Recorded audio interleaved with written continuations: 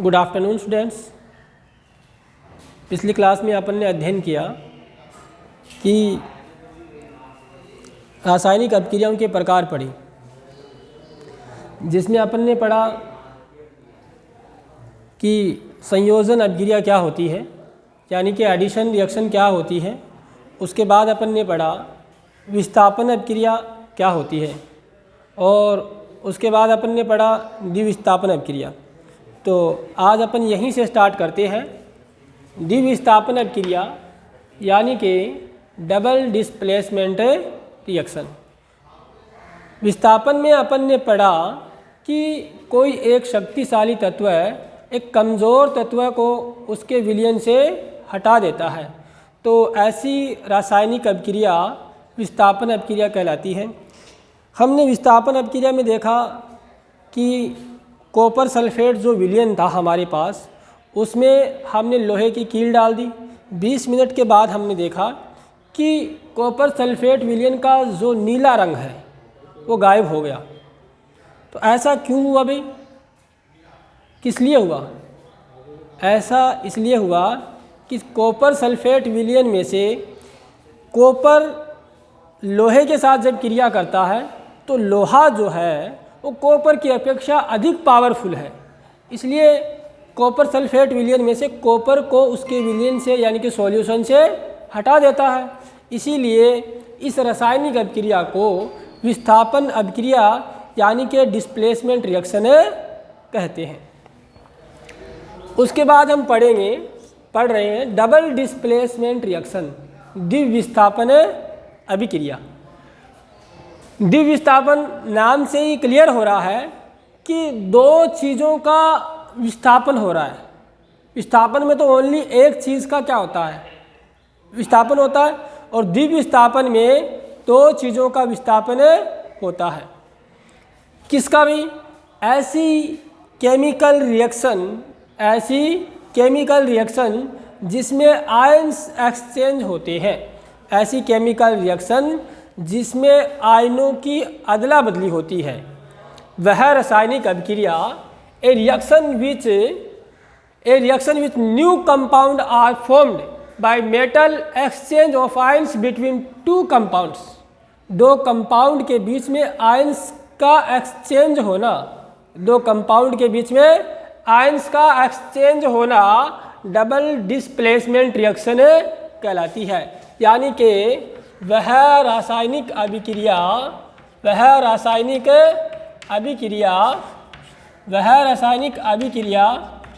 जिसमें आयनों की अदला बदली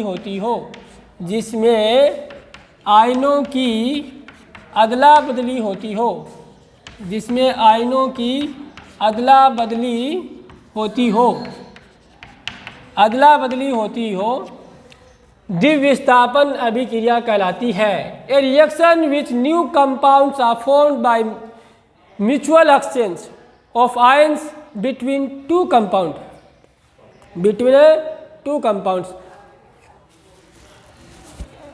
ठीक है भाई। तो ऐसी रासायनिक अभिक्रिया जिसमें आयनों की अदला बदली होती हो, वह रासायनिक अभिक्रिया द्विविस्थापन अभिक्रिया कहलाती है। हम एग्जाम्पल के तौर पे देखेंगे कि भाई Na2SO4 यानी कि सोडियम सल्फेट, दिख रहा है सभी बच्चों को?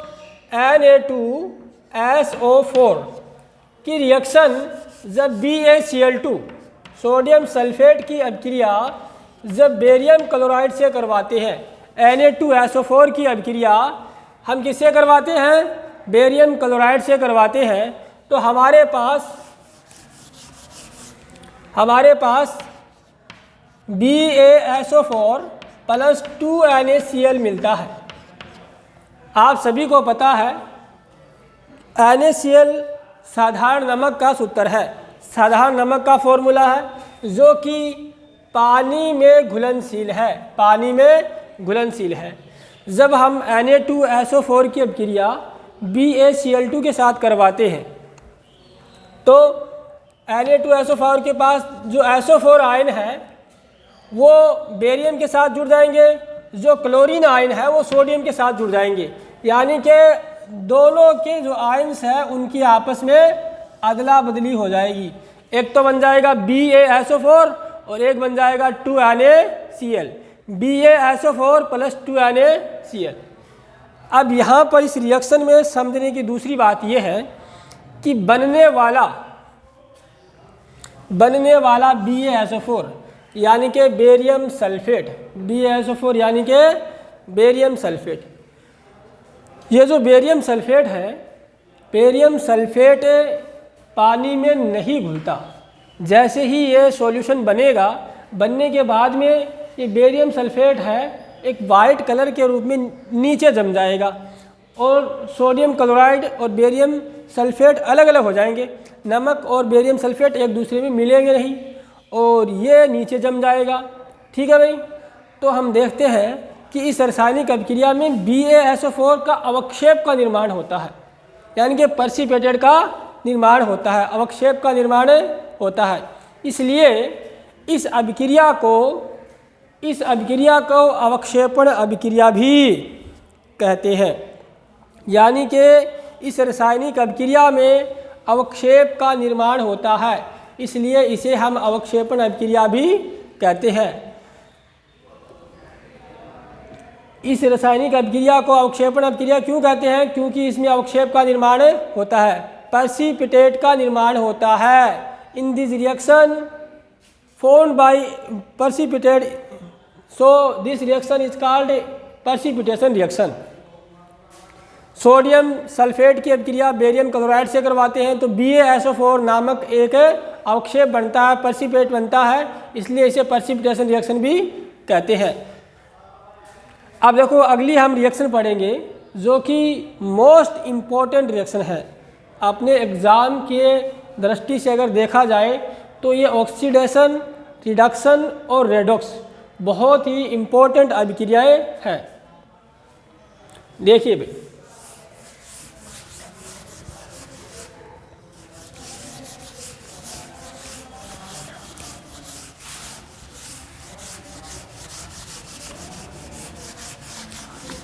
ऑक्सीडेशन नाम से क्लियर हो रहा है कि एक ऐसी केमिकल रिएक्शन, एक ऐसी रासायनिक अभिक्रिया जिसमें ऑक्सीजन जुड़ता हो, एक ऐसी रासायनिक अभिक्रिया जिसमें ऑक्सीजन जुड़ता हो, ऑक्सीकरण या ऑक्सीडेशन रासायनिक अभिक्रिया कहलाती है।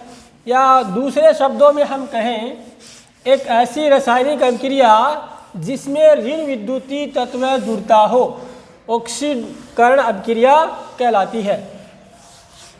देखिए, ऑक्सीडेशन यानी कि ऑक्सीकरण, ऑक्सीडेशन यानी कि ऑक्सीकरण।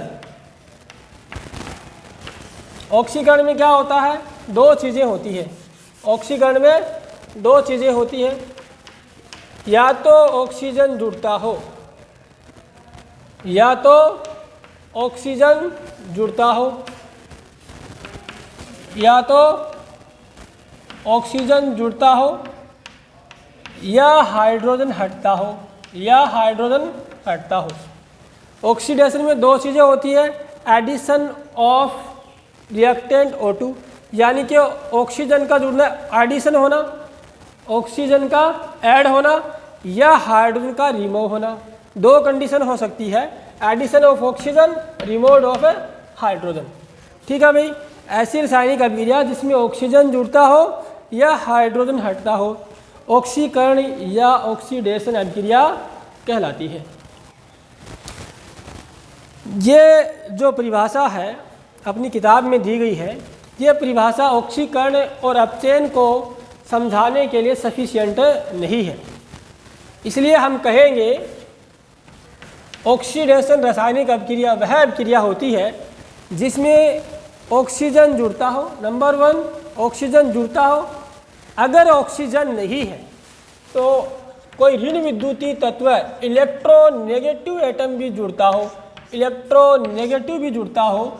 किसी ऋण विद्युतीय का जुड़ना, किसी इलेक्ट्रोनेगेटिव का जुड़ना भी क्या कहलाएगा? ऑक्सीडेशन कहलाएगा।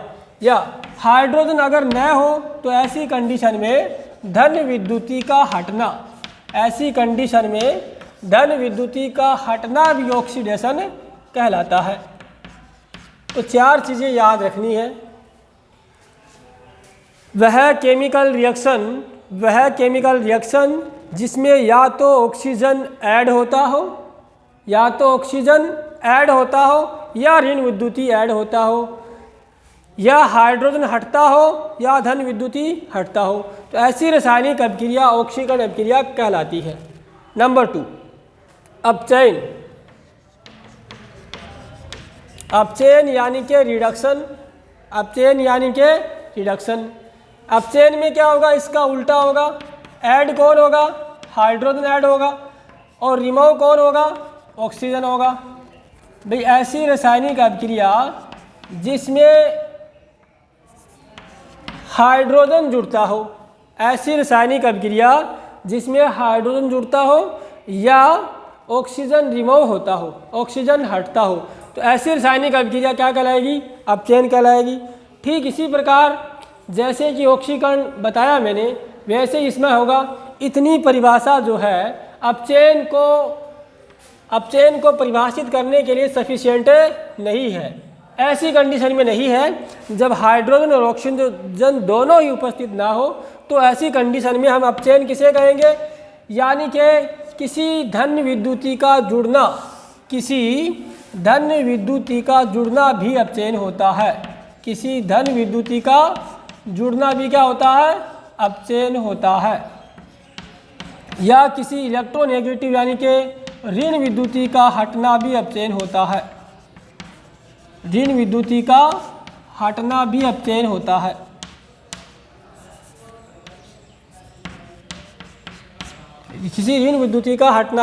होता है। फॉर एग्जाम्पल, जैसे हम बात करते हैं नॉर्मली Mg प्लस O2, हम देख रहे हैं कि इस रासायनिक अभिक्रिया में ऑक्सीजन का ऐड हो रहा है और बन रहा है 2MgO। तो इसे हम क्या बोलेंगे, तो इस रिएक्शन को हम बोलेंगे ऑक्सीकरण, क्योंकि इस रासायनिक अभिक्रिया में ऑक्सीजन जुड़ रहा है।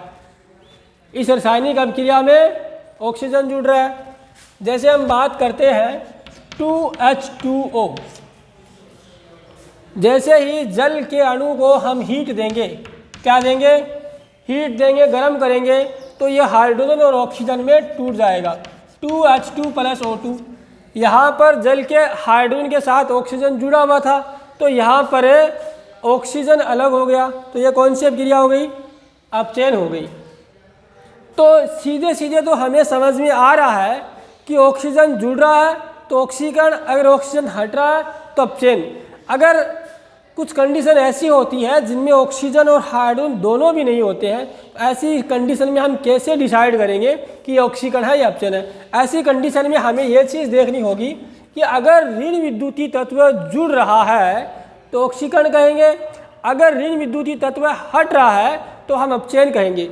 अगर धन विद्युतीय तत्व का जुड़ रहा है तो हम क्या कहेंगे, अपचयन कहेंगे। अगर धन विद्युतीय हट रहा है तो हम उसे ऑक्सीकरण कहेंगे। ठीक है भाई। फॉर एग्जाम्पल, आपने बुक में 2 एग्जाम्पल दिए गए हैं।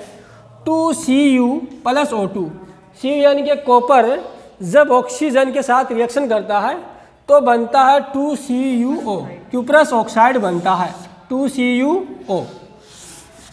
साफ नहीं दिख रहा, देख लीजिए। 2CuO प्लस O2 बनता है 2CuO। अब देखिए, कॉपर जो है, कॉपर ऑक्सीजन के साथ रिएक्शन करके, कॉपर क्या कर रहा है, ऑक्सीजन के साथ अभिक्रिया कर रहा है और क्यूप्रस ऑक्साइड बना रहा है। इस अभिक्रिया में साफ दिख रहा है कि कॉपर के साथ ऑक्सीजन जुड़ रहा है, इसलिए अभिक्रिया किस प्रकार की अभिक्रिया हो गई भाई, यह जो अभिक्रिया है ये ऑक्सीकरण अभिक्रिया का एग्जाम्पल हो गई। ठीक है भाई। सर जो कुछ दिक्कत आनी है अभिक्रिया में देखिए CuO